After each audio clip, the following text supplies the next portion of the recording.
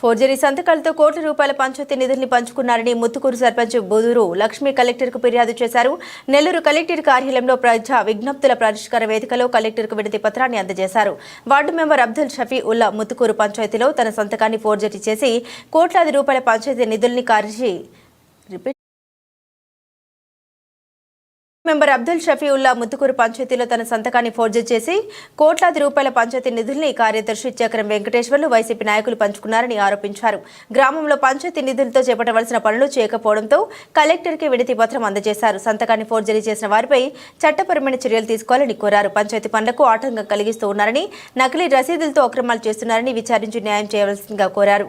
ఈ కార్యక్రమంలో వార్డు మెంబర్లు ఎల్లయ్య, మణి, మహేష్ తదితరులు పాల్గొన్నారు.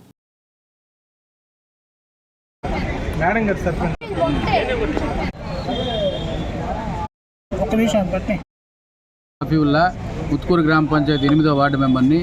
గత 2021 నుంచి ముత్తుకూరు గ్రామ పంచాయతీ బోర్డు ఏర్పడినప్పటి నుంచి ముత్తుకూరు గ్రామ పంచాయతీలో చక్రం వెంకటేశ్వర్లు, కాకాని గోవర్ధన్ రెడ్డి, కట్టా విష్ణువర్ధన్ రెడ్డి, కాగుటూరు లక్ష్మణ్ రెడ్డి, కాగుటూరు అనితారెడ్డి వీళ్ళందరూ కలిసి ఒక ముఠాగా ఏర్పడి ముత్తుకూరు గ్రామ పంచాయతీకి సంబంధించిన కోట్లాది రూపాయల నిధులు వీళ్ళు స్వాహా చేస్తున్నారు.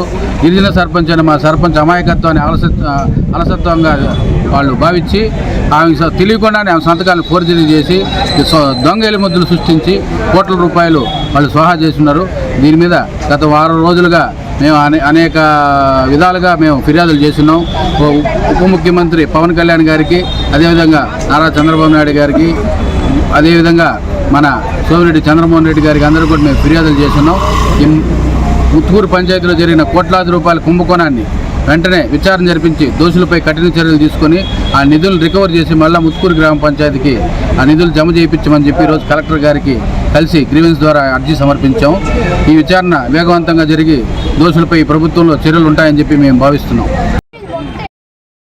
వీడియోల కోసం మా ఛానల్ ని సబ్స్క్రైబ్ చేసుకుని పక్కనే ఉన్న బెల్ ఐకాన్ ని క్లిక్ చేసి యాక్టివేట్ చేసుకోండి.